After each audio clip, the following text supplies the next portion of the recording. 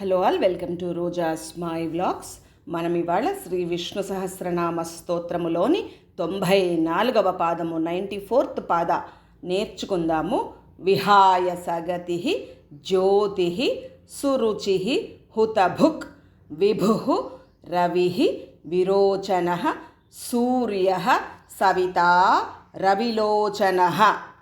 విహాయ సగతి ఆకాశాన్ని తన స్థానముగా గలవాడు, లేదా భక్తుని యొక్క హృదయము అనే ఆకాశములో ఉండువాడు, లేదా సూర్యుని రూపములో ఆకాశములో విహరించువాడు. అందుకని విహాయ సగతి అని అంటారు. జ్యోతి అంటే వెలుగు కదా, ప్రకాశము, ప్రకాశస్వరూపుడు. ఎటువంటి ప్రకాశస్వరూపుడు? పరమాత్మ స్వయం ప్రకాశస్వరూపుడు. స్వయం అంటే తనకు తానుగా ఉన్న ప్రకాశము, వేరొక దాని వలన వచ్చిన ప్రకాశము కాదది. ఎటువంటి ప్రకాశం అది? స్వయం ప్రకాశముతో సమస్తాన్ని కూడా గోచరింపచేయగల చైతన్య స్వరూపుడు. సమస్త విశ్వానికి కూడా ఆ జ్యోతి వలన ఏమొస్తోంది? చైతన్యం వస్తోందన్నమాట. స్వయం ప్రకాశముతో వెలిగిపోతున్న జ్యోతిస్వరూపుడు, ప్రకాశస్వరూపుడు. నారాయణోపనిషత్తులో ఏం చెప్తున్నారు? నారాయణ పరో జ్యోతిరాత్మ నారాయణ. నారాయణుడే పరమ ప్రకాశమైన జ్యోతి, సర్వానికి ఆత్మ. అందుకని జ్యోతి అంటారు పరమాత్మను.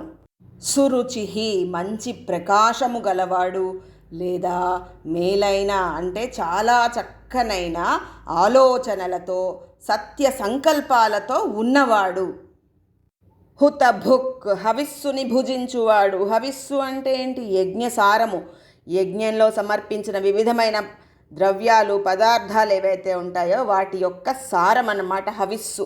యజ్ఞాలలో వివిధ దేవతలకు సమర్పించిన వాటన్నిటినీ కూడా పరమాత్మయే ఆయా దేవతారూపాలతో గ్రహిస్తాడు, భుజిస్తాడు. అందుకని హుతభుక్ అని అంటారు.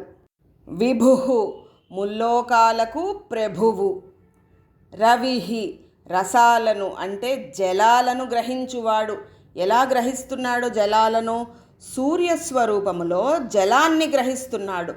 రసాలను అంటే జలాలను గ్రహించేవాడు కాబట్టి రవి అని అంటారు పరమాత్మను. సూర్యుడి రూపంలో జలాలన్నిటినీ గ్రహిస్తాడు కాబట్టే మనకు వర్షాలు కురుస్తున్నాయి. విరోచన అనేక విధాలుగా ప్రకాశించువాడు. సూర్య ఐశ్వర్యాన్ని, ప్రకాశాన్ని జనింపజేయువాడు. సవిత సర్వజగత్తును సృష్టించువాడు, లోకాలను సృష్టిస్తాడు కాబట్టి ఆయన్ని సవిత అని పిలుస్తారు. రవిలోచన. రవి అంటే సూర్యుడు, లోచన అంటే నేత్రము, కన్ను. సూర్యుణ్ణి తన నేత్రముగా, తన కన్నుగా ధరించినవాడు, లేదా సూర్యుడి ద్వారా సమస్తాన్ని చూస్తున్నవాడు. ముండకోపనిషత్తులో ఏం చెప్తున్నారంటే, విరాట్ పురుషునికి అంటే పరమాత్మకు అగ్నేమో శిరస్సుగా ఉంటుంది, సూర్య చంద్రులేమో కన్నులుగాను ఉన్నారట. ఒక కన్ను సూర్యుడిగా, ఒక కన్ను చంద్రుడుగా అన్నమాట. రవిలోచన అంటే సూర్యుడిని తన నేత్రముగా ధరించినవాడు. పాదం మొత్తము చదువుదాము.